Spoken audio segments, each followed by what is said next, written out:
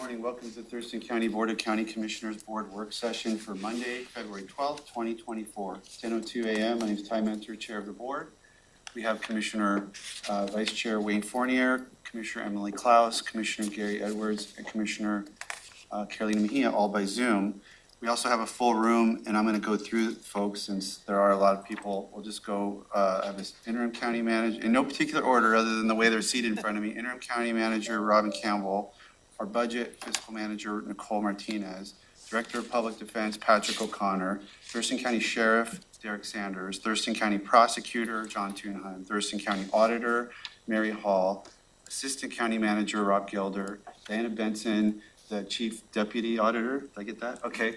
And Darren, Financial Services Manager. I'm just completely blanking on your last name. Bennett. Okay, yes, thank you, sorry. For public virtual attendance, you may follow along on Thurston County YouTube channel. We have a 2-hour work session. These folks are here for item 1, which is the public safety sales tax discussion, and then there'll be time for other commissioner items following this discussion. So I guess I'll just open up by saying that I had a discussion with Patrick O'Connor, who had basically communicated that there had been issues or concerns or discussion wanted about the some of the issues relating to the new safety sales tax. So I asked the interim county manager to set this up, and this is the meeting that we have.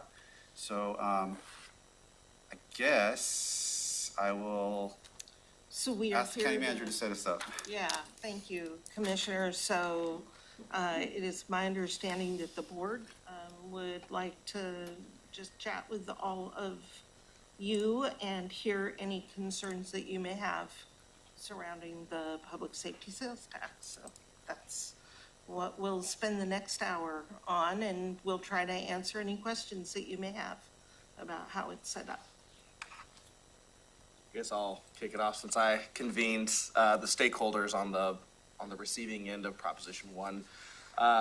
So just for the context, obviously, is when I got elected last year, I met with each of the county commissioners. It was basically told there's no money for you. So if you want a funded sheriff's office, you're going to have to go get it. We'll put it on the ballot for you.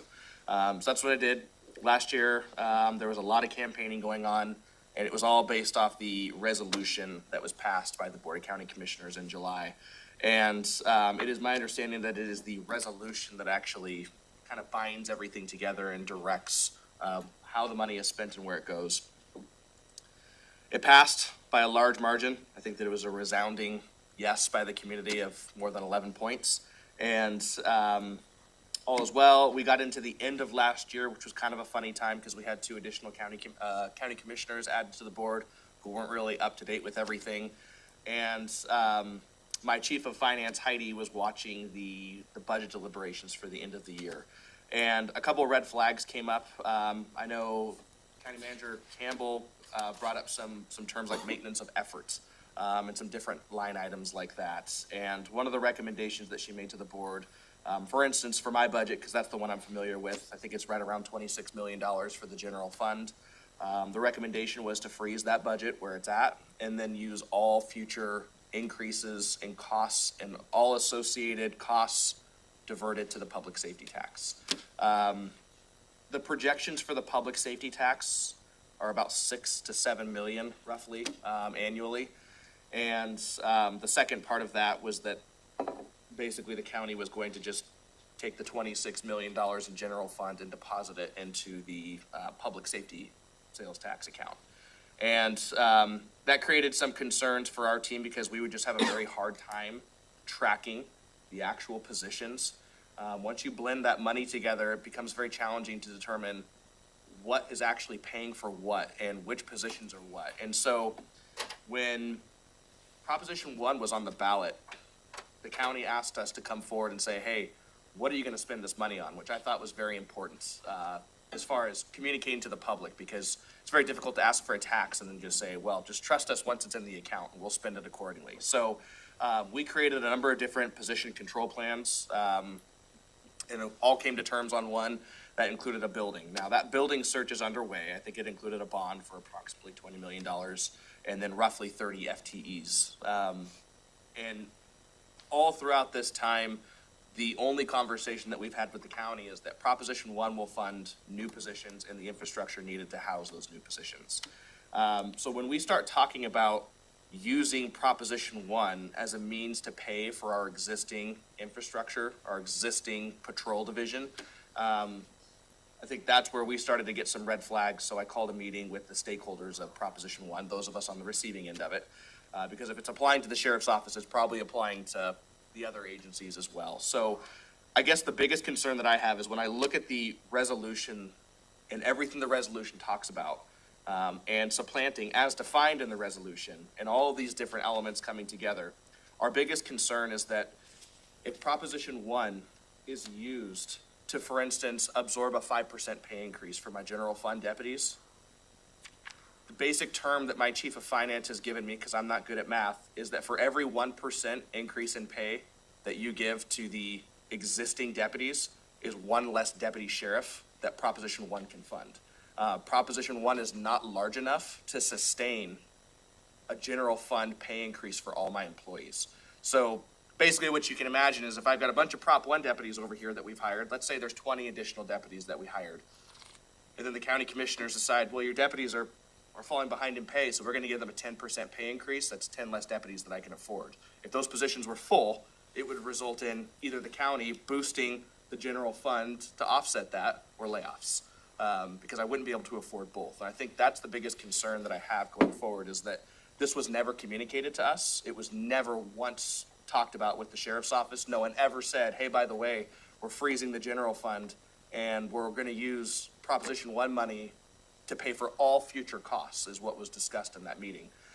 We talk about the increase in cost of cars, academy, COLA raises, increase in healthcare. Any of those things is basically our understanding is that was the proposal put forth in this proviso. And I just wanted to make sure that before I go and we look for a building and we're doing all these different things, if we can't afford it, because it's never been communicated, that I'd like to have that conversation now as opposed to a year from now and everyone's pointing fingers at each other. So that was kind of what started this whole conversation. And maybe more importantly was looking at the layout of the resolution. Nowhere in here does it talk about pay increases or the increase in cost of the existing deputies. It talks about how understaffed we are. It talks about needing more law enforcement officers, the increase in population. Current law enforcement patrol can't meet the demand. Additional funding is necessary to increase the number of deputy sheriffs, improve the law enforcement response time, and then the last piece I think that I'll finish with is that all money received shall not be used to supplant funding for any ongoing services or programs. I would argue that the 56 deputies who are currently doing law enforcement work, they're an ongoing service, even if they get a COLA raise or the cost of their academy goes up that we have to send them to. That's an ongoing service. That's what the taxpayers are already paying for. Proposition 1 was supposed to add more deputies, not fund the existing deputies to free up more general fund. And if the revenues are flat in the general fund for these rising costs, I mean, you guys have, I'll be a little blunt here, you guys have kind of skated through some of these cuts because, we're 24/7, so can't touch the sheriff. So then it hits the auditor, it hits the assessor, it hits the public defense, and you do have a different, do have a different nature of your business that kind of insulates you from, and you were, we couldn't, but there's going to come a point where there's not going to be, if pay increases continue or costs rise because of whatever, inflation, whatever it is, and those revenues are flat, it's not, I don't know. I'm following your logic to a point, but only to a point, I guess. I'm going to open it up for questions. I know, should I let you guys kind of piggyback on that, or should I let commissioners ask questions? I kind of want to make this the best use of time for your team. Well, I was just going to try to kind of frame the issues from my perspective. Okay. And it's maybe just one issue at the end of the day, and that is what, going forward, what is the board intending to fund with PSST, kind of given that provision in the resolution about supplanting? So, I I mean, I think everybody remembers that was involved in the creation of that resolution, that supplanting was very intentionally put in there, and it was an important part of the resolution. And so to me, the issue is now we've got, the word is in there, so how do we implement it, right? And so I think we're all kind of trying to get some clarity on, you know, what does the board and the county intend to use public safety tax to pay for going forward? Is that consistent with the intent of the supplanting word that was used in the resolution? And then I think the third issue is, what's the best way to implement that, right? From our perspective, I think the first issue in terms of the folks who are getting the ongoing funding, the prosecutor, public defender, and sheriff, we're kind of more focused on the first couple. Mary's got a piece of this, but it is a kind of a fixed cost over a defined period of time for the improvement, but I think also had some concerns in terms of the implementation of this from a budget perspective. And what's the best way to implement something like this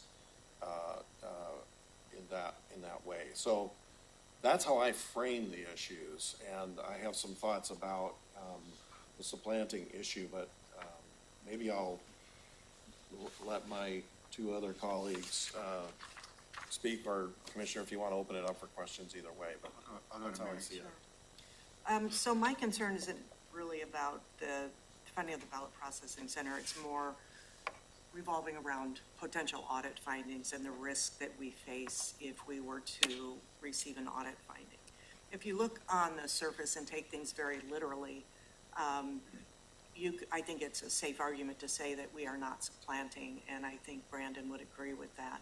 However, we did reach out to the state auditor's office, and they got back to us saying, we need to have legal advice, and of course, which we always do. But there were a lot of things that aren't really clearly defined. For example, in the resolution, it states that revenue will not be used to supplant funding for ongoing services or programs. So then the question becomes, what are ongoing programs? What's in that category? So, I asked a couple questions, like, for example, if we hadn't passed the public safety sales tax increase, would we have continued to give raises to the deputies, or would it have remained flat? Because if you never intended to provide raises to the deputies, then okay, we would be fine, but I'm not sure that that is reality. So is that supplanting, because we're replacing funds for raises that would have been ongoing? The other thing, the risk that we face is if we were to receive an audit finding on this, we would have to pay back the general fund, or the public safety sales tax fund. Our audit would likely be in 2025, but what they would look at is what was the intent. So, you get into those gray areas, so they would likely go back and look at, of course, a resolution. They would probably go back and look at prior meetings where the discussion was taking place.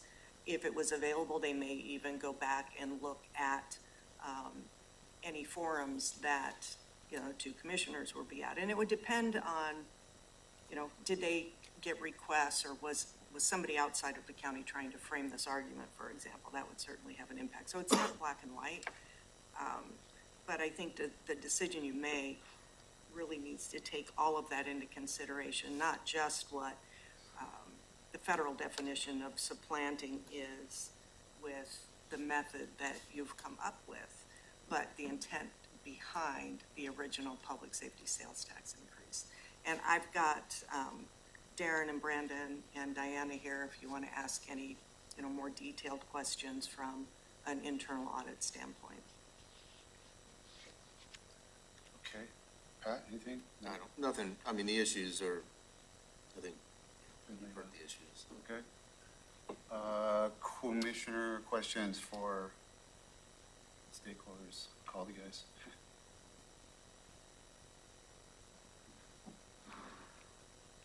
I have none at this time, thank you. Okay. Comes Commissioner Edwards. Let's see, then I will go, I guess.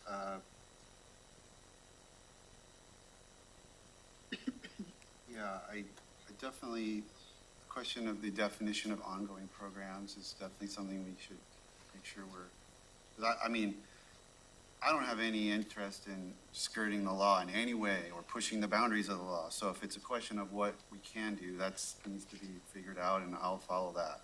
If it's not, you know, if the answer is, yeah, you can do this way, and then the question is, well, should we do it this way? And that's some of the sheriff's questions, I think. And, you know, and I do hear what he's saying. I mean, if a pay increase, let's just use that example, if that's was eating up half of the public safety sales tax, I don't think that's where the board, you know, I don't think that was what the board would be thinking about was going to happen. I was assuming this would kind of operate more on the margin. So that would be a question. You know, to me, I think one thing John said and one thing Derek said, you know, it's like, we put the supplanting, from my perspective, I'm just speaking from my perspective, we put the supplanting in there, very important to do that. You don't have to do that. You can actually pass this tax and supplant all of it. I didn't think that would be very sir, I'm making it. I know, but I see your hand.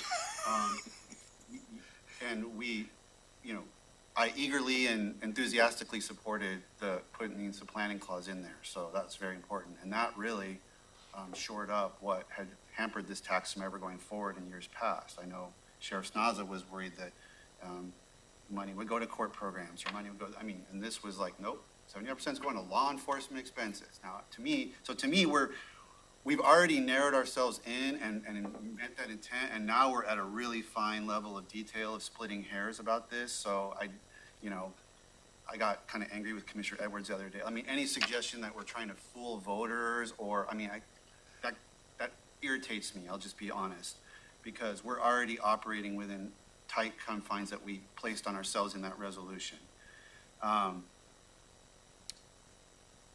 So I think that's one point. But I'm losing my train of thought, so maybe I will let Commissioner Edwards go. Gosh,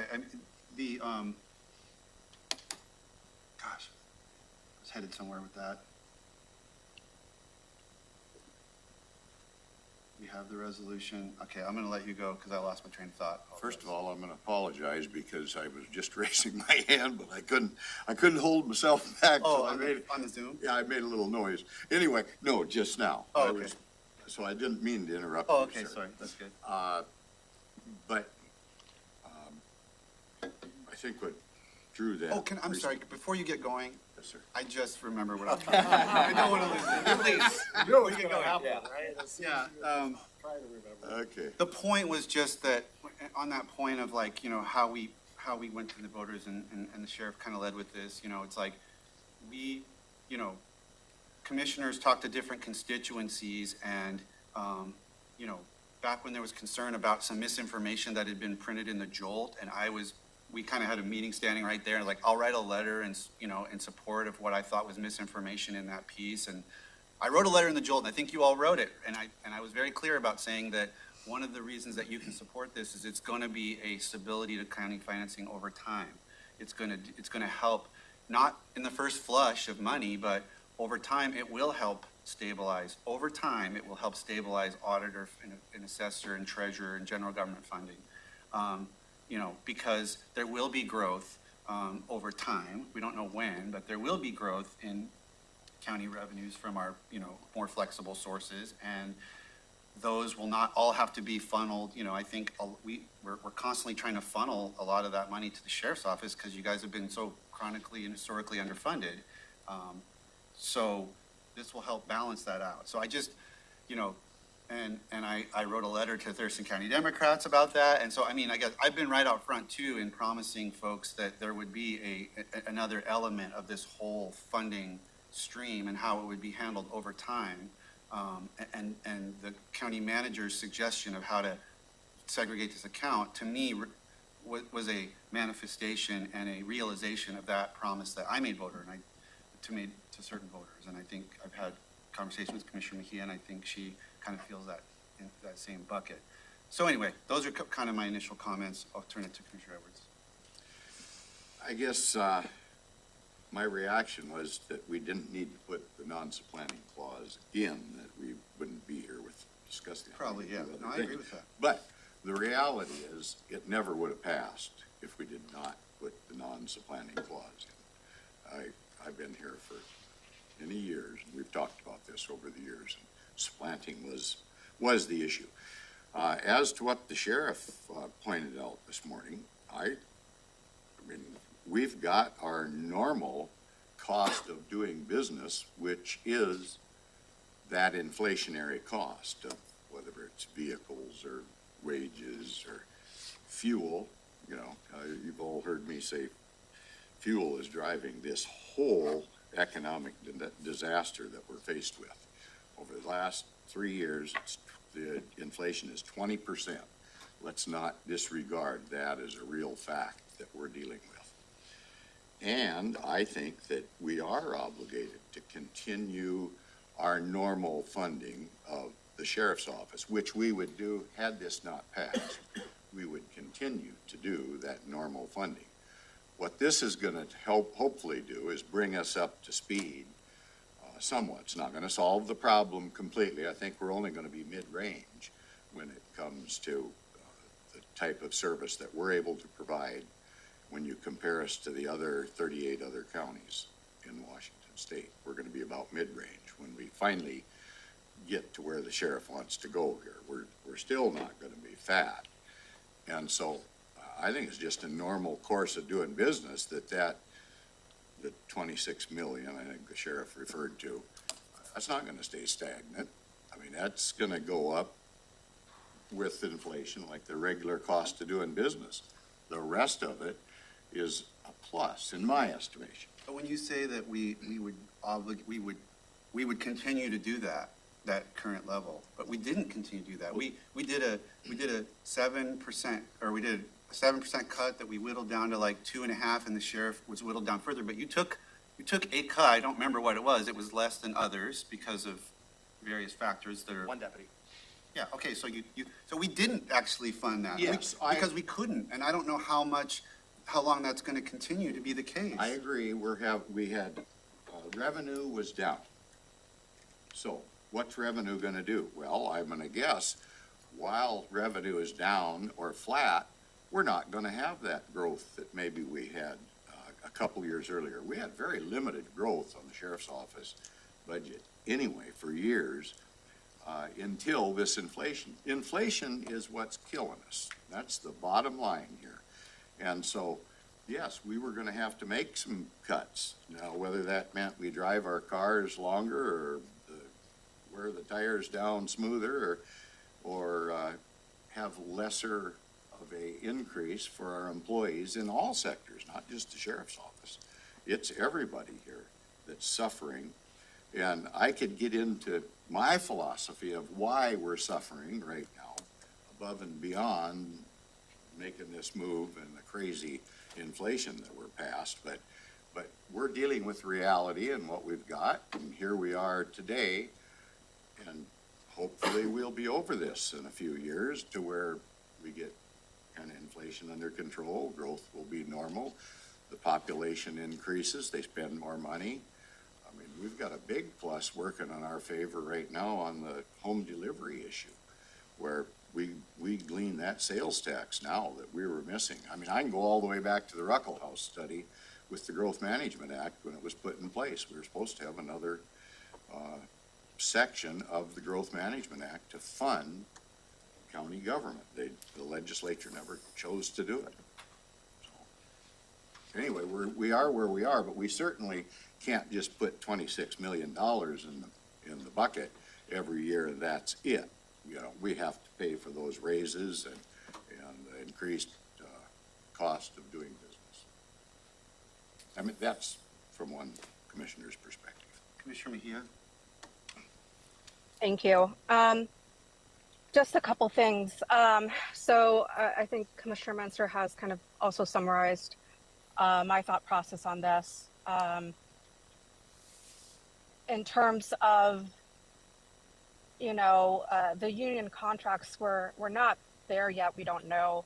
And so I think Commissioner Menzer laid it out in two ways.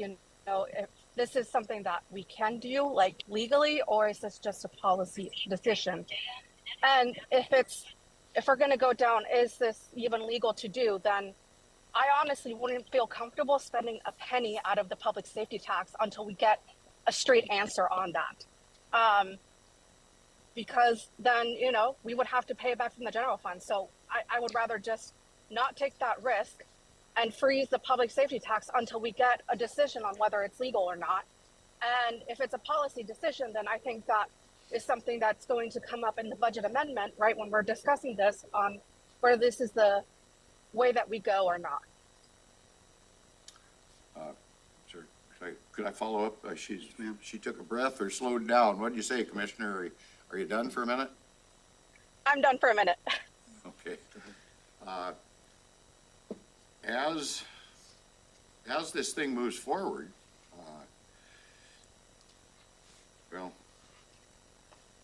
maybe I'm not gonna go there. I'm not gonna bring up old stuff that could generate ill feelings. I'll let it ride. But if we do go, if we're gonna get a legal opinion, I think we better get one from the Attorney General's office. No slam on John, but I think the state auditor listens to the Attorney General much more than the county prosecuting attorney. Not that you couldn't come to the same conclusion, but the weight of that decision is different with the Attorney General's office. So whatever we do, and if we follow what Commissioner Mejia is saying, I think we better ask for that opinion sooner rather than later, if that's going to be an issue. Can I get a follow-up from Mary? So when you were saying that you asked state auditor and they're going to check with their lawyers and we're going to hear something back from them in the future, or what is it? What was their final result of our inquiry? It's basically, we need to check with our legal team. We need to check with our lawyer. Okay. So their ask would be during the audit, and if they had questions, they would go to the Attorney General's office, because that's who represents them. But does it matter to them if we got an opinion from our county prosecuting team and we follow their advice, even if they determine their advice wasn't? In our recent experience, no.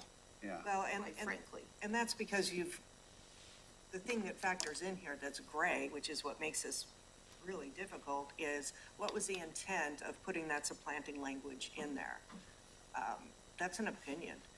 I mean, so you really have to, I would advise that you go back and watch all of that footage from your prior meetings of when you were talking about the original resolution and inserting that language into it. Well, having sat through all those meetings myself, Yeah. I think the intent was you don't have law enforcement, a tax that's oriented toward public safety and law enforcement going off to fund other departments and programs the way a typical supplant. I don't think you're going to find us a hair of conversation one way or another about this type of detailed technical, like expenditures within law. We're talking about expenditures for the sheriff's office, period.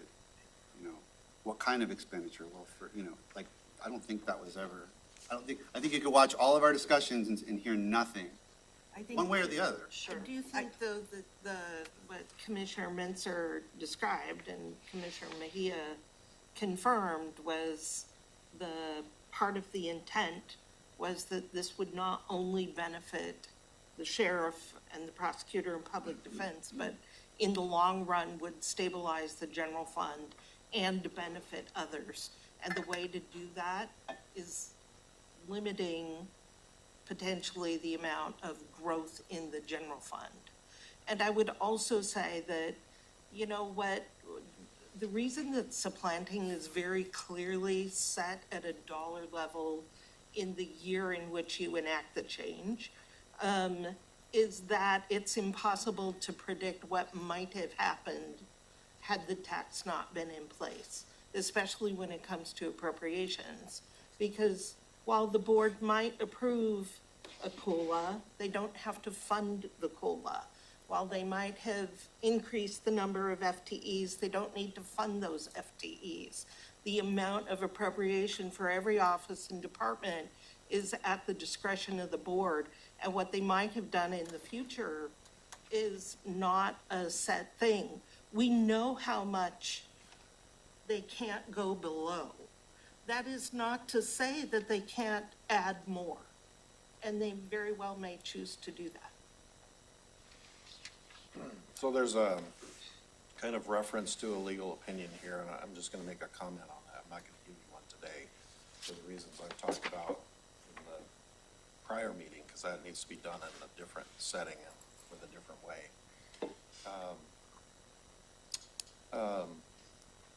But in this context, I think it's safe for me to say that I'm not sure a legal opinion is gonna give you the answer that you want. Because here's where we're at. We used the word supplanting in this resolution without further definition. And so that word is used in other kind of contexts. So for instance, it's used in statutes, but generally even in that statute, there will be additional definition or maybe a reference to this federal definition or something like that. And of course, federal grants use that term fairly frequently, and then they've got a very specific definition that usually gets tied to that. We didn't use that definition, nor did we refer to it or incorporate it in the resolution. And so it kind of comes down then again to that. At the end of the day, this is going to be more about what was in the mind of the board at the time it adopted the resolution. And also what was in the mind of the voters when they supported the resolution. And of course, there may not be exactly one precise answer. I do think that, and so I think actually, we can give you a legal opinion, but again, I'm just not sure it's going to give you the end-all be-all answer, right? It's not going to tell you what to do one way or the other, because at the end of the day, I think the board's got to decide what is the best way to move forward that was consistent with the intent of the resolution and the intent of the voters. I will point out, though, that in the whereas sections, I think the sheriff was kind of alluding to this as well, in the whereas sections of the resolution, if you read the resolution as a whole, instead of just focusing in on the supplanting word, there is significant number of references to added capacity, more deputies, more cases being referred, which drives additional capacity needs for the prosecutor, which drives additional capacity needs for defense. So I think there was clearly, when you read the whereas sections, there's very clearly an articulated desire to add capacity to the sheriff, and then to add the additional capacity necessary for the impact as those cases flow on.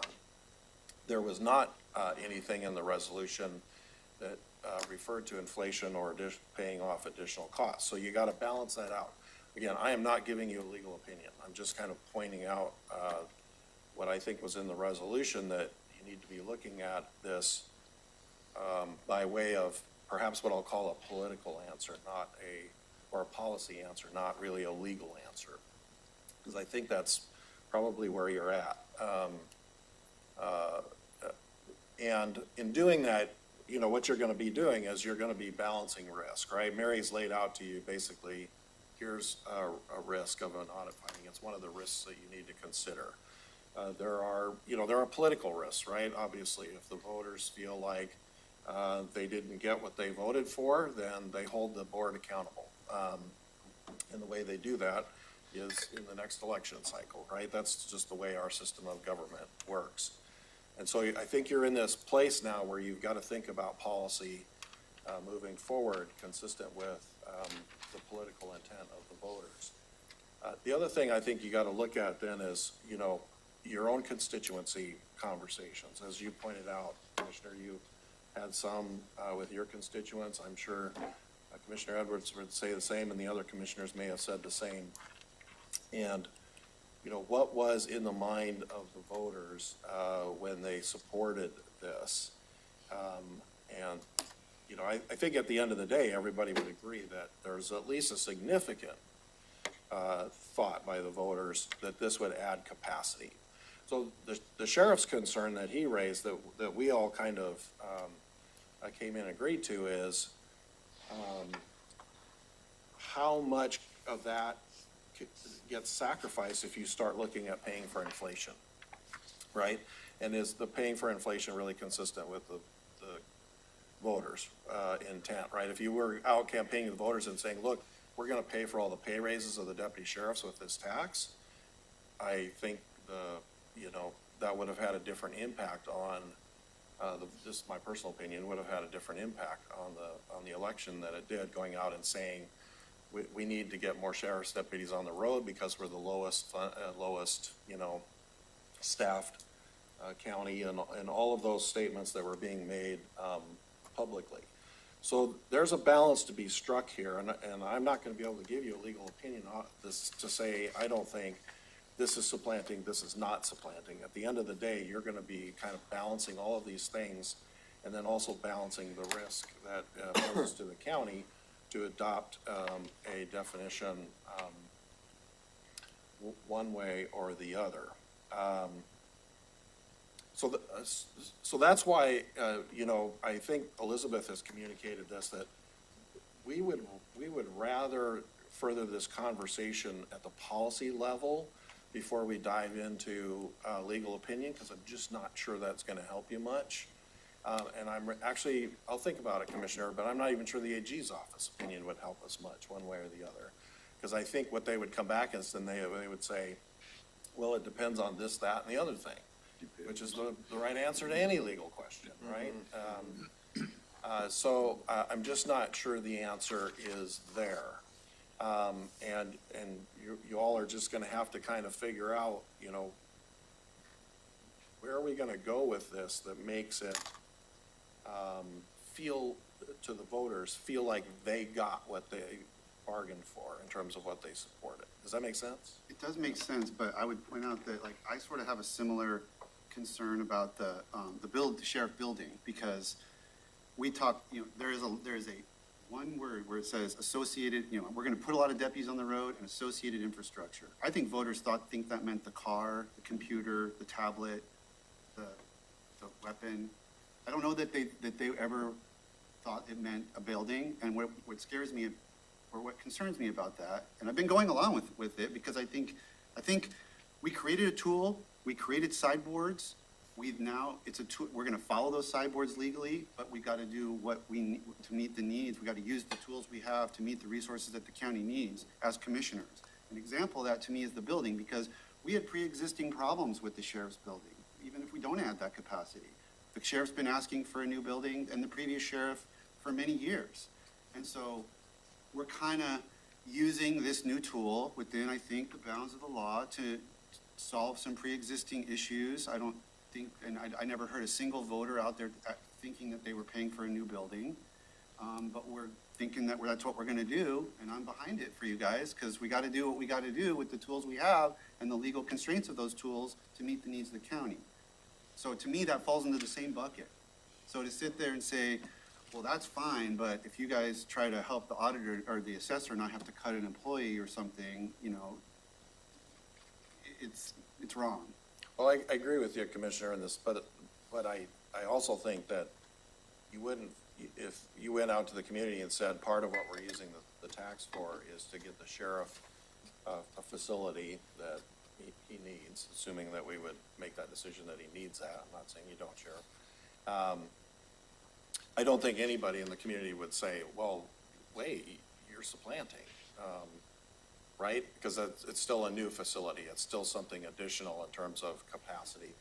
I'll just tell you my discomfort on the supplanting thing. And this is just personal discomfort, partially legal discomfort. I'm going to use that word intentionally. Discomfort is paying for inflationary costs on current capacity.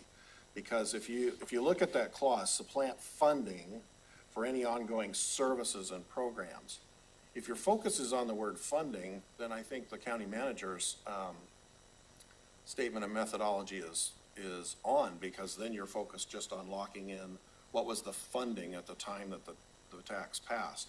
But if you go and you focus on the phrase services and or programs, now you're talking about arguably the FTE count, what those were providing, what services and programs were in place, and the capacity that went along with it. What about let's say that the sheriff's office increases by 25% because of the new funding, and then we move them all into a new building. Well, 75% of the new building is just housing the additional capacity. It's an increased cost to previous capacity. Do we have to segregate out and only allow 25% of the new capital construction to be allocated to the public safety tax? That's the implication of what you're arguing. The point in terms of why this is very difficult to capture in a legal opinion is exactly right. I mean, you're a lawyer, Commissioner, so I know that you know this, right? When you start to get into all these nuances, then at the end of the day, that's where you're just gonna have to make your judgment call about what did the voters support, what is consistent with what we think the voters wanted. You know, again, new building housing's existing capacity, there's arguments on both sides of the table there. It's still additional infrastructure capacity that didn't exist at the time. So that's why my point is, you know, we can give you a legal opinion, but I think you're just gonna have to weigh risk, and you're just gonna have to weigh what you want, what you could comfortably go out and talk to the voters and the constituency about what you're doing with this tax money and why that's not, why it's not supplanting. Sure. Just a couple things. So obviously the building, and I've taken everyone that I can on a tour to show them. You know, we have in the first quarter, I think we have a legal assistant that's getting hired. I have no office for that person. So the funding's there. The person will certainly get hired. We have 55 applicants for 2 legal assistant positions, 1 a current general fund, 1 a Proposition 1. And that legal assistant's going to bring us a ton of help to relieve commissioned officers from non-commissioned duties. There's no office for that person. They're likely just going to sit at an open desk inside of the fob where the water is currently leaking through the building still and has not been fixed. So when we talk about the building, you know, it's one of those things where I did personally talk about the building on the campaign trail. Because people actually asked me, they said, hey, what's the infrastructure? I said, we don't have a building.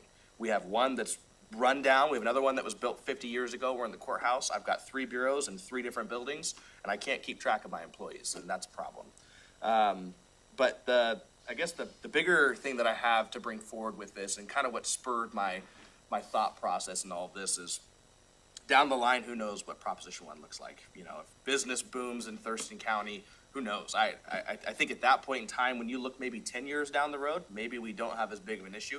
Maybe we do, because all of a sudden we're looking like a small Tacoma, and we are still trying to fund. And that was my thought process, was that with Proposition 1, the sheriff's office would never have to come to the county commissioners ever again for a new FTE. That was my thought process, because that's expensive. Every time I come to you guys for a new deputy sheriff, it's $250,000. So that to me was where the relief came for the county board, or the Board of County Commissioners, was when we need new deputies in the future, assuming that business is growing, well, then we add the new deputy sheriff with the increased sales tax. And then all of the new deputy sheriffs, of course, that are tied into public safety tax, all of their inflationary costs will be covered under, we would have to budget Proposition 1 to make sure that we always had enough money to cover those deputy sheriffs, which is why there's also a buffer in Proposition 1 of about $500,000 to $1 million a year, because we didn't want to get to a point where sales tax went flat and we had to lay someone off, because we've just bumped FTEs right up to the edge. My biggest concern with this is that we're not 10 years away. We are 2 years away from having all 20-something, 30-something FTEs approved and funded. And the idea for me has been that we are at fever pitch when it comes to recruiting and hiring. And so my biggest concern is that this was on a crash course if we didn't have this conversation. And maybe it is just at the policy level, I think kind of what Prosecutor Thunheim's talking about is a legal opinion. The bigger thing I think we're gonna have to ask ourselves is, what's the number one concern in the public right now? It's economy. Number two is public safety, and I don't see that changing.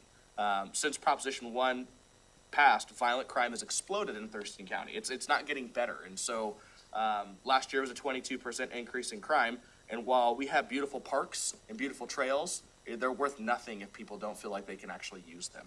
And so that's where I think John's getting into more of there's the policy and legal opinion, and then there's the political willpower side, which is what do we go tell people? It was more deputy sheriffs. It was decreasing.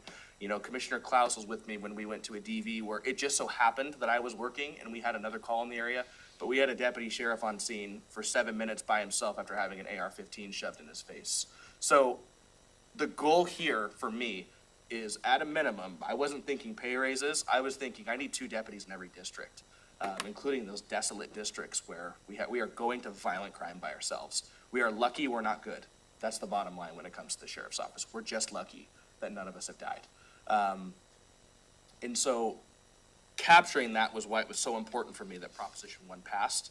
And the worst case scenario that I can think of for everyone in this room is that in 2026, the only thing we've achieved is pay raises for a bunch of deputies in a new building.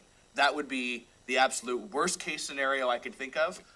We have delivered nothing that this proposition actually asked for. So if we are wrong, if we have our finances wrong and we're just looking at this whole thing wrong, then we have no issues. Our biggest concern was just when we start seeing the talk about using Proposition 1 to pay for inflationary services.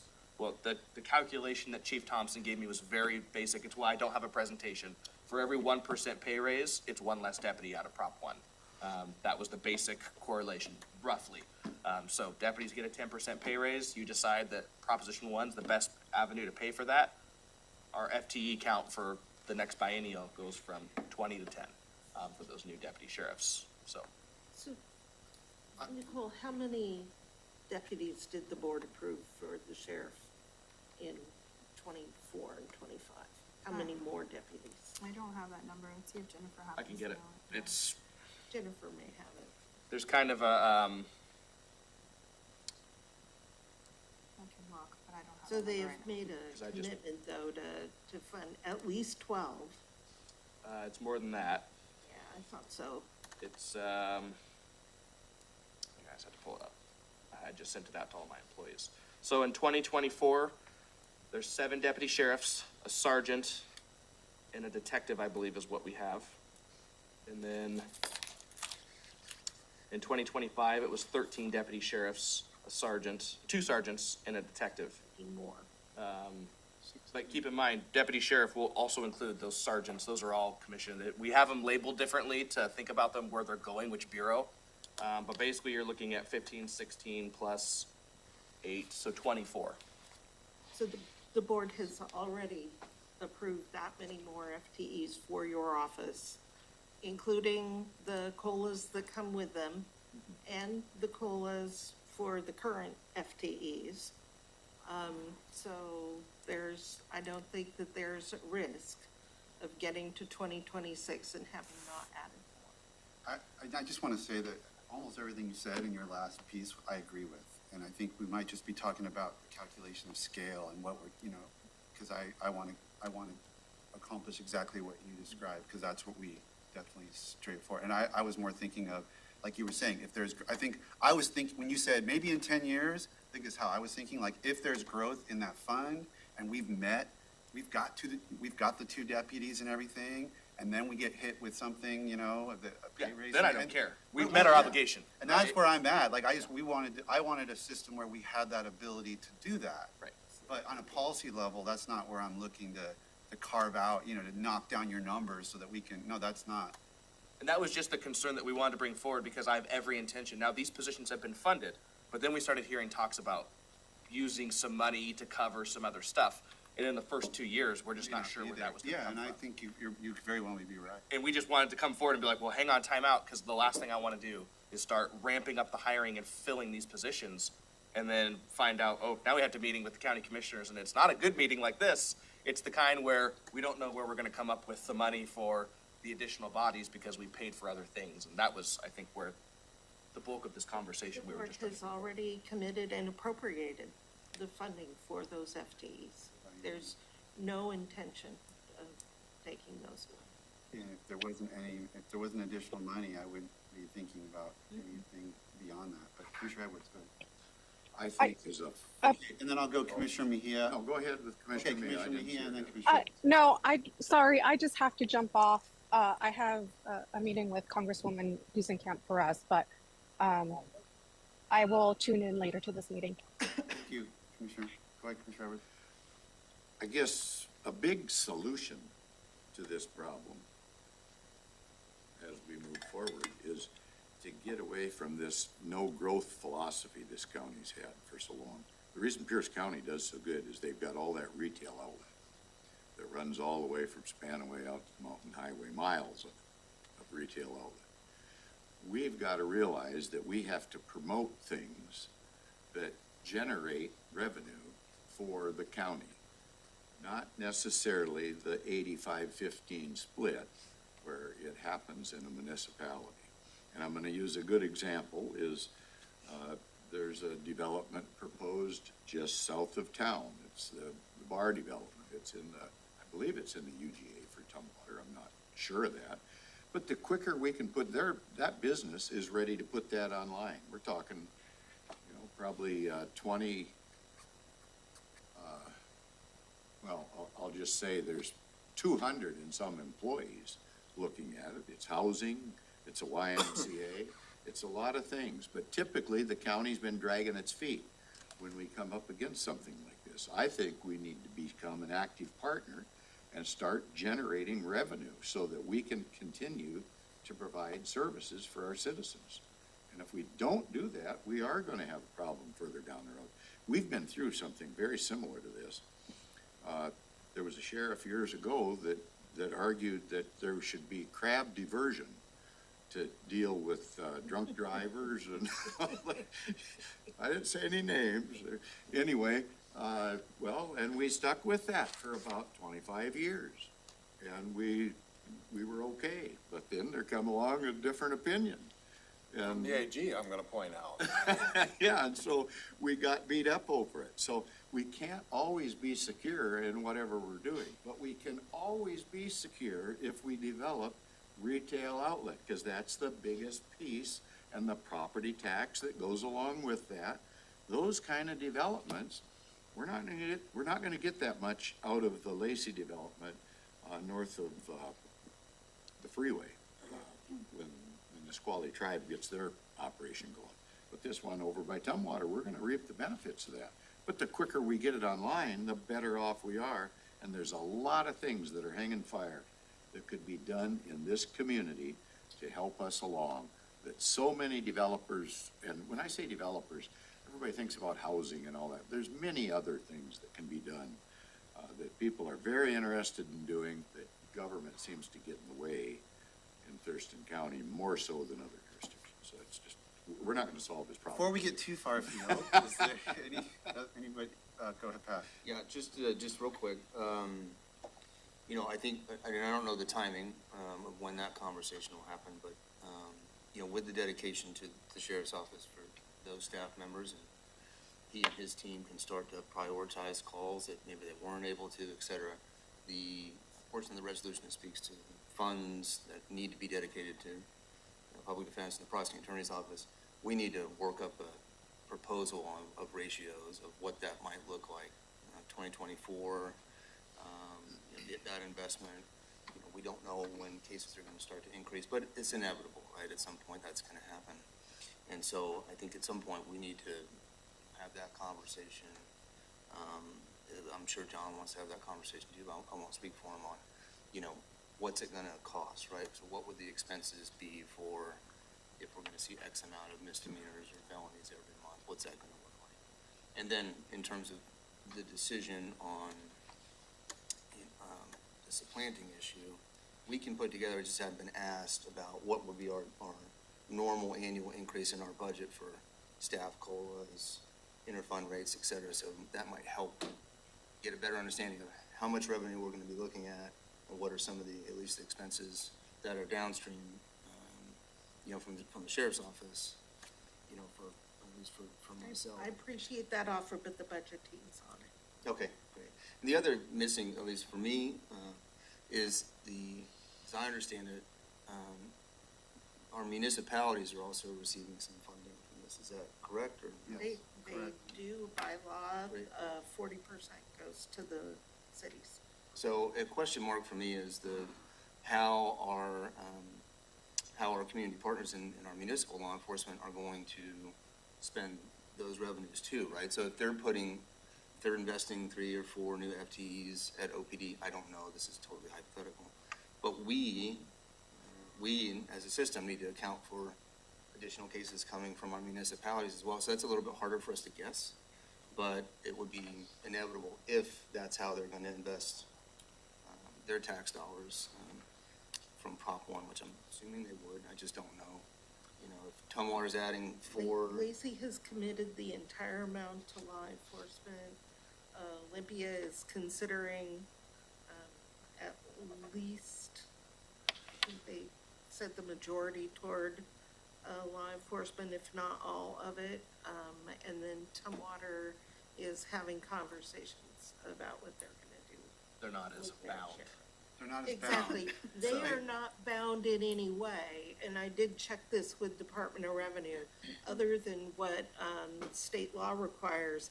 And what state law requires is that this revenue, 1/3 of it needs to go to, what we would consider public safety, and then the rest of it can be spent in any legal manner that you would spend your general fund. But even Lacey putting 100% to law enforcement, I think they're putting that into capital. I think they went ahead and put that into their expansion of their facility that they're Most of the proposing. agencies at this point, I think, are funding body cameras. Like Olympia bought body Yeah. cameras with no money. Yeah, So Yeah, they're I hadn't going heard back and- anyone except us saying they're gonna put more, people. Which is on the good, road. but then PDR, storage, ongoing leases. I raised that up as a No, but it's an interesting downstream point, user yeah. of, Right. okay, I think we have Used what for we believe courthouse. is the appropriate number of FTEs to respond to increases from the sheriff's office, but Although I'm remembering the prosecutor's suggestion that potentially more police presence can reduce crime, and maybe we don't know if we're gonna see, That's the research, but we don't know if we're gonna see an increase in cases. I mean, I'm sure that we'll see. well, I guess I just put it out there as you go along and you're hearing from our municipalities, if you're getting word that they're gonna be using this for FTEs and patrol, then, we'll need to plan for that as a county as a downstream cost.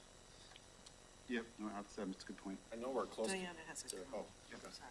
So I just wanted to follow up. Robin is correct. The state law is different. The state auditors have said they will look into 3 things. The county's compliance with state law, which is more broad. The restrictions and the resolutions and our own policies are self-inflicted restrictions. And the county's legal analysis for how we're going to use the restricted funds. And to that intent, so all that documentation, the details, for instance, the budget book that was posted said that law enforcement received additional funding for overtime and funding from the public safety sales tax pending ballot certification to phase in 33 new FTE over the course of the biennium. That's an intent statement. So as things evolved, being able to have that trail, because they say they will look at our due diligence regarding legality and appropriate action, such as a legal opinion from our attorneys in this case, the management decision and whether how to proceed, which I think that you've done that so far, and documented rationale available for audit, that's, the information prepared for the governing body. So those things we already know they're going to look at, and making sure that all those things are covered in advance on the front end before you take expenditure decisions. And to Commissioner Mejia's point, I don't think there's any question on new deputies. Spending money on new deputies is not the question. It's, do we have that intent piece covered and the maintenance of effort? And Darren, did you have some context about the 10 years in time you wanted to share? Yeah, just real quick. Again, past experience or past history is no indication of future history, but I ran some numbers back, and this is just the sheriff's office. I did not do PAO or public defense. So in 2014, 10 years ago, the sheriff's office budget was 16.1 million. And, you know, the budget proviso that we have is 25 million. So in those 10 years from 2014 until the budget proviso possibly being passed, that's an increase of 55.3%. So again, if you project that 10 years from now, that 55.3% into 2033, that puts the sheriff's office current budget for ongoing programs and services at $38.8 million. So, you know, that extra $13.8 million would have to come, as I understand it, would have to come from the public safety sales tax just to cover, you know, that amount over the current baseline. So, you know, you can project out another 10 years, another 10 years. So, But that's not necessarily what the board would have approved. So, and I know that's a trend line for 10 years, but I don't think that that's Well, and there's a big difference there too. The trend, that period of time between 14 and 20 was pretty flat growth as far as that inflationary issue I keep bringing up. That really didn't start hitting us until very recently. I'm actually wondering, are we gonna be up against anything in this new, the coming audit report where there's, I don't know, is there some speculation here that we're gonna have a problem coming up, and when do we get that exit audit information? Not related to public safety sales tax. That's Feeling pretty 2029. comfortable, we're not kinda, there's nothing out there gonna jump out and get us, that we got an opinion about one we thing. should and- have that conversation in a difference.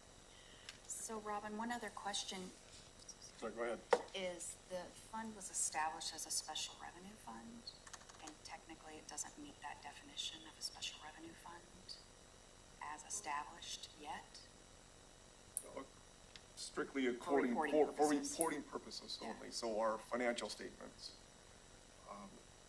they're generally accepted accounting principles. It's actually GASB 54 states that in order for a fund to be reported separately in your financial statements, again, we can use internal managerial funds however you want to, but just for our financial statement purposes, that revenues generated from a certain revenue source has to be equal to or greater than 20% of the total inflows to a certain fund. So if you're talking about transferring $26 million into a fund, you've got new revenues as the numerator, you've got the new revenues plus the 26 million as the denominator, and that doesn't equal 20% of that. So it's not gonna qualify. You won't be able to look in our financial statements and see these two new funds In the annual identified report. separately. They will Well, be there's a lot commingled of into the funds general that fund. we roll up, so. Yeah, they'll be commingled in the general So fund. that Just will- make sure that people realize they're not gonna be able to see that separate, that the sales tax is less In than the the general annual fund report, transfer. they Right. won't be able to see it separately, but in all of our other reports that Yes. we publish, it will be very clear and restricted.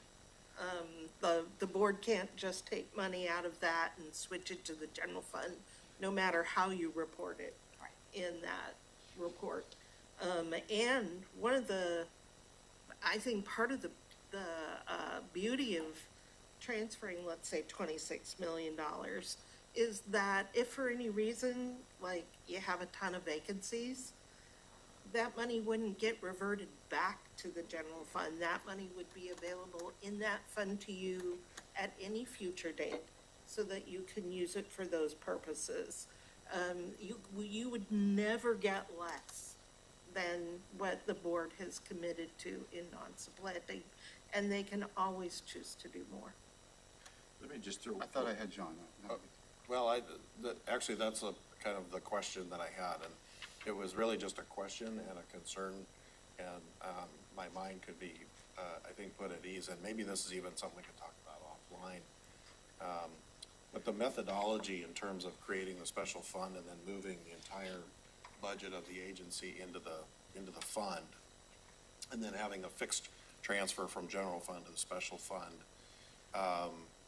But my concern over time is then how do you continue to separate out inflationary costs versus new costs, that are being added for additional, capacity. And I thought I heard when this was first being introduced that essentially we were locking in the fixed amount indefinitely into the future. But now I've heard that perhaps the board has the ability to transfer larger amounts into the fund to cover inflationary costs. It's a minimum. It's an absolute minimum. Yeah. That's how supplanting works. We can never go below that. But they can always choose to do more. Yeah, if you interpret supplanting to not include inflationary costs. And so I was worried about, We don't even can need that to do be, that. can that be tracked still, the inflationary costs over time, can that be I think that was our tracked? biggest concern, was when you just take the lump sum and deposit it, does it all just get mixed? I mean, how do we audit this? How do we keep track of the finances? How do we know which one was covering which, if you have a Prop 1 deputy whose academy costs went up, and then a general fund deputy, I mean, how do you track all of that? I guess was the biggest concern that we had. And when we met with the auditor, they were like, we don't know either. So that's where we kind of got into this whole, Well, that's why we didn't do it, in the moment, but allowed ourselves time to figure it out. And had anybody talked to the budget team, you might have known that. Well, I guess that's part of it, is we've not heard anything about the methodology, and I would really like to learn more about that. So I can speak to that. So if that's the direction we were to go and say that we needed to start tracking what positions are inside of that fund that were originally in general fund, from an accounting standpoint, you can create programs, you can create all kinds of things internally in that chart of accounts to be able to track that. Because currently, right now, you have programs where you're tracking it, so you can just set that up. That wouldn't be something that's difficult. That would just be a normal course of setting up chart of accounts. So you could create a program that's for your deputies that came out of general fund, and you can track those expenses going forward and the revenues associated with it, if that's what we choose to do. So that's something we could definitely set up with not much effort. Wouldn't that be an ongoing program then? If that's the direction we want to go to, and we're just asking the question on how to track it, then you could set up a program to be able to track it. Yeah, I guess the question is, and yes, we could ask the budget team vice versa, having a conversation of how this is going to work. Because from a cost plan standpoint, or I guess all the position control going to then be moved to the public safety sales tax, and that is the home fund or Part of what we're working out We're working on it. before Yeah. the board passes the supplemental. And we've Because reached that's gonna out be to a some substantial departments and lift. asked questions. We have. We've reached out to Jose and asked some questions on understanding. We've been working with Heidi, so we haven't been doing this siloed. We have been reaching out to those departments during the process, and nothing has been finalized during the amendment because we're here discussing it. I think it's important to loop these folks in also, since we have to do the reporting and we'll have to They deal with all absolutely the need details at to. the end, so It's time to set don't up leave the us until the codes. very end, please. Sure. We can do that.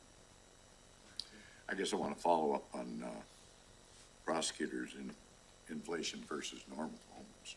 But Commissioner Fournier and I, on Friday, took a tour of the juvenile facility.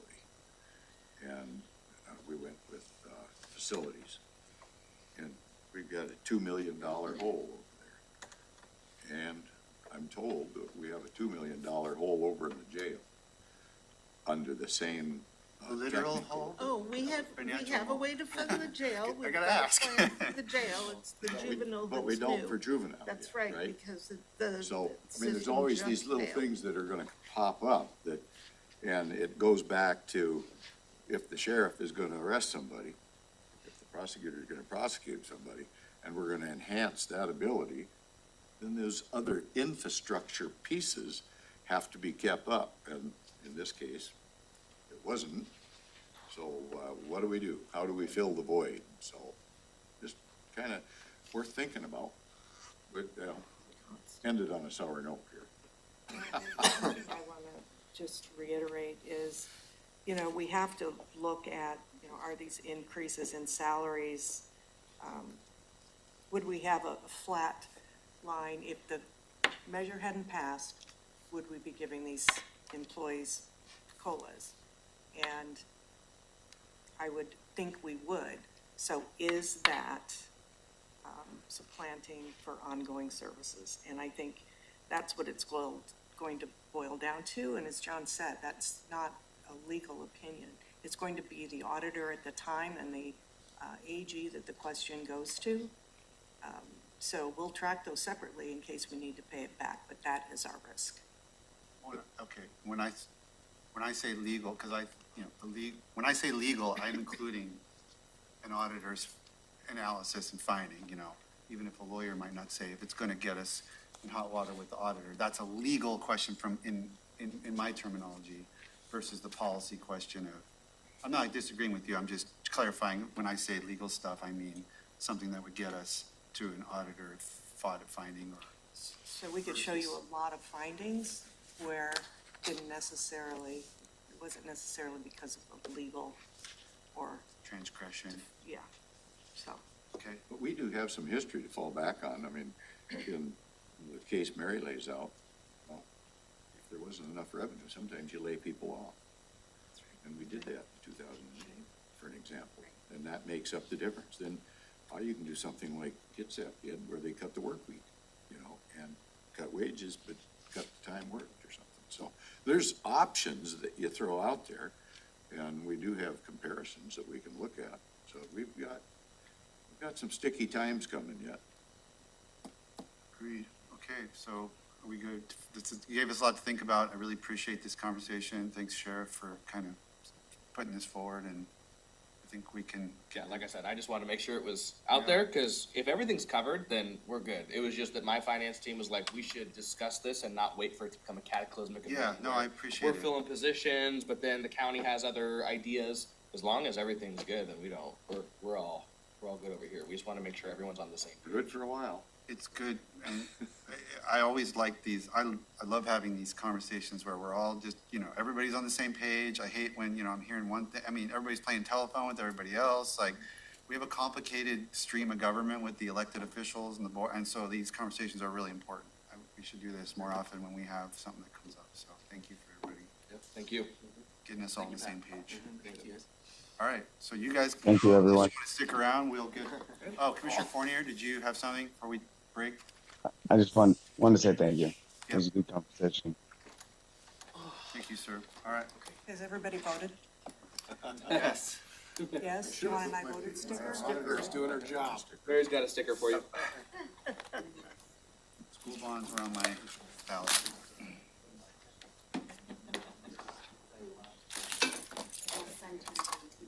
Okay, yeah, happy to do it.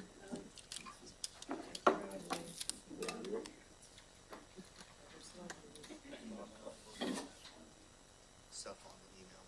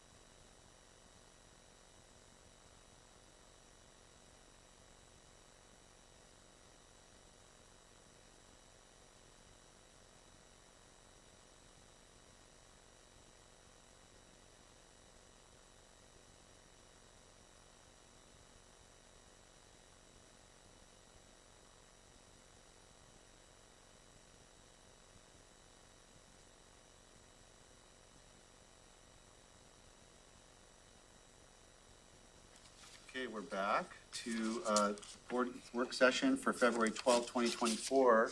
11:28, we have another half an hour if we need it for any commissioners' items, which is the next piece of the agenda. And Commissioner Mejia is in DC and meeting with Congresswoman Glusenkamp Perez at the moment. Commissioner Fournier, I think, is in transit.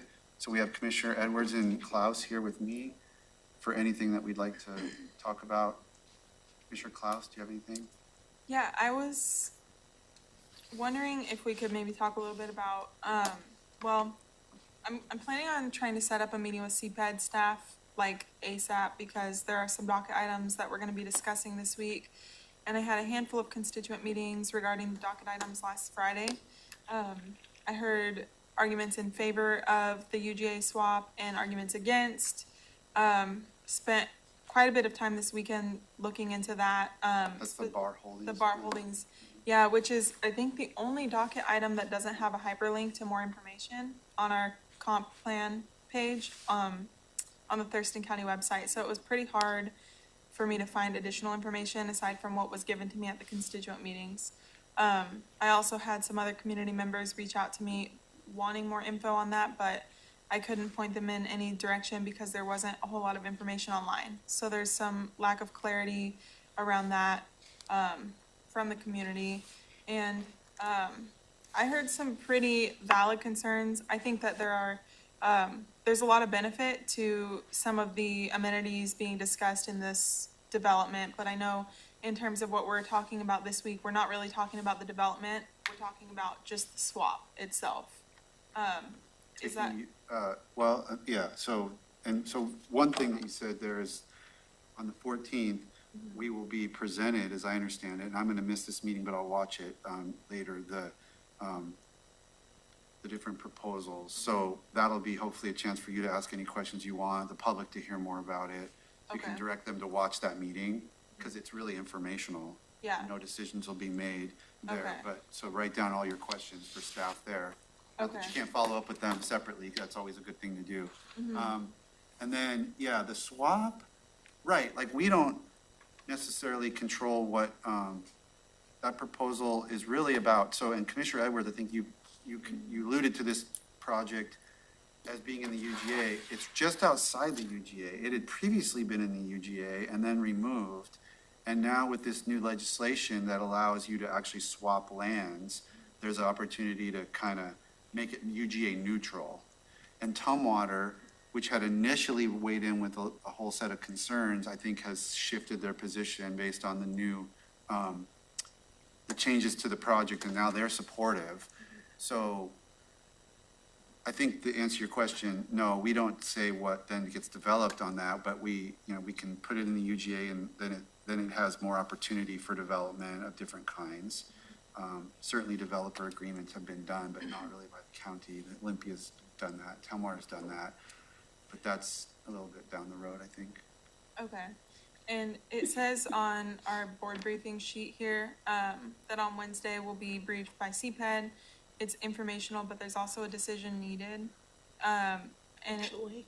is that different? Eventually. Eventually, okay. At that meeting on Wednesday. No. It'll go from Wednesday to a 20-day comment period, and then it will come back. Oh, the for- decision's The probably just to docket's, open, to agree to yeah. open the comment period. Yeah, that's what it says here. Yeah. So I just wanted to make sure when I'm talking to constituents about this, that I can say, like, we aren't making a decision on whether to approve the swap or not. It opens up a 20-day comment period, and that's when you can approach the board with comments or submit written comments. And even then, just to flesh this out, the board's decision is simply to then put the item on our docket, which is essentially having it on the CPED's work plan.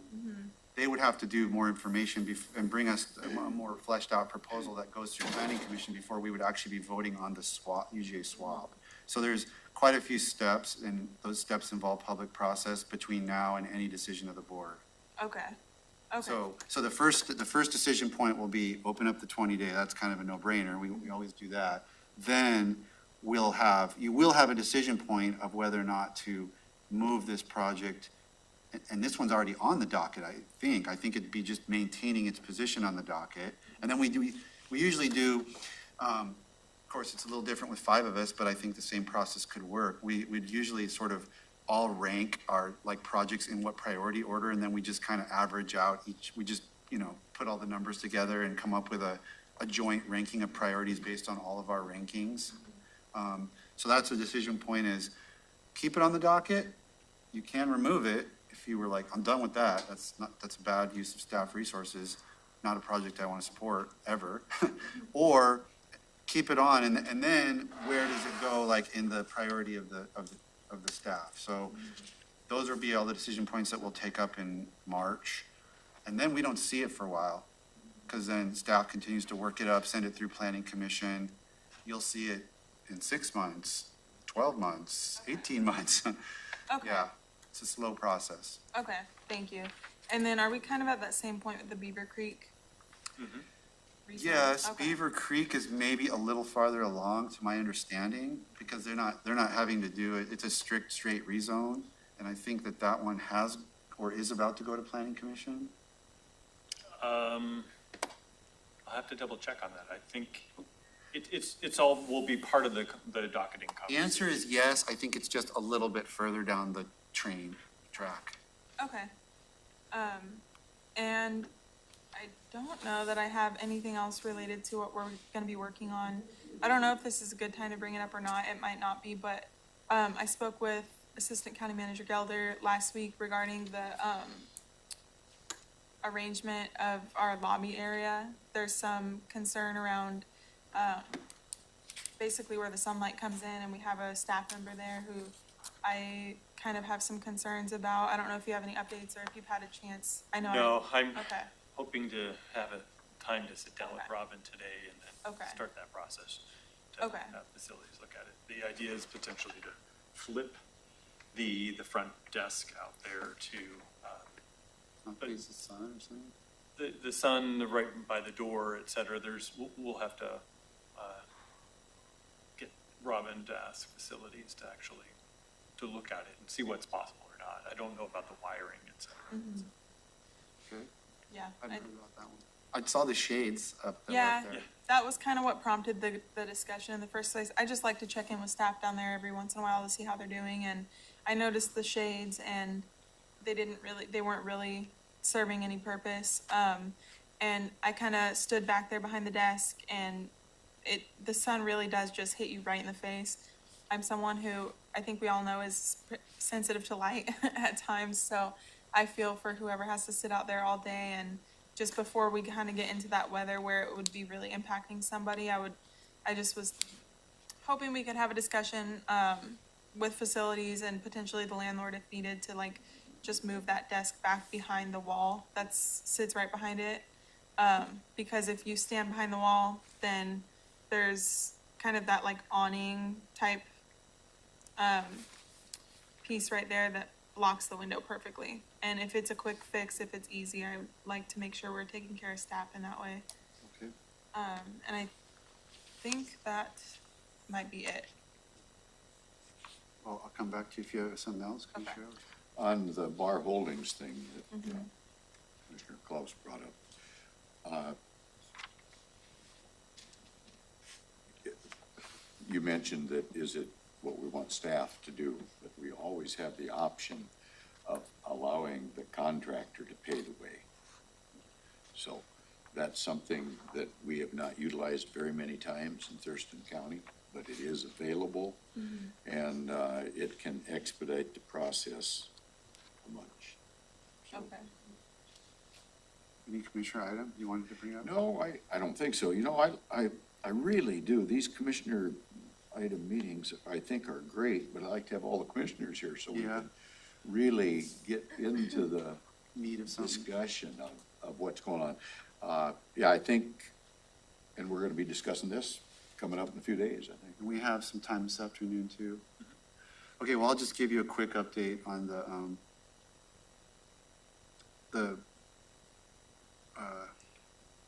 proviso that we are supporting that kind of connects to our top legislative priority on the legacy trees and Coppell State Forest, and trying to get more money to do the swapping so that beneficiaries stay whole, but we keep those last pieces. They've been kind of reading the realities of what's going on, and the proviso request has been narrowed a couple of times to try to conform to political realities there. But I had a call from Representative Dolio yesterday, spent a good portion of the morning working with her on the details of what we're trying to do, and then I got communication from her late yesterday that said that things looked like they were looking pretty good in the House, but she wanted me to reach out to Senator Hunt to address the Senate side, so I sent out a communication to him this morning with some of the details, and then I'll work with his office if anything's needed on that side. So some progress there, and we'll cross our fingers that we can get something across the finish line. Yeah. No. Oh, waving. Okay. Well, if that's good, we're Too back. sociable, I guess. Let me just double check where we're at here. We've got meeting 2 o'clock. We'll talk about, I don't have that agenda in front of me. I think, talking about the county manager issue is there. Here it is. LTAC grant awards, the agricultural code update, and any reports on external boards and commissions. It's basically our commissioner check-in. With those three some pending specific decisions. items. Okay, so decisions can be made there. And again, it's the code, ag code update, the LTAC grant awards, and considering a county manager offer letter or something of that nature. And then external boards. Okay, there's nothing further, we're adjourned.